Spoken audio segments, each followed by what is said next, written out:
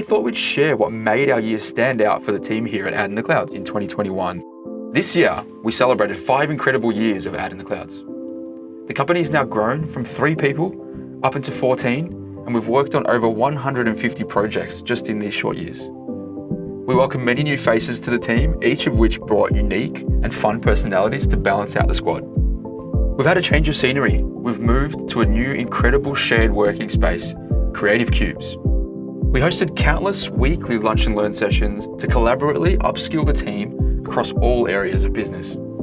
Some of our most favourite memories for the year were our OITC Games nights, the most notable being the Friday Night Lights. We conquered the lockdowns by making sure the company culture and the team's happiness was a priority. And lastly, the biggest success for the year was our win of Salesforce APAC Awards Implementation Partner of the Year for 2021. We've had an amazing year at in the Clouds, and we wish you all the very best for 2022.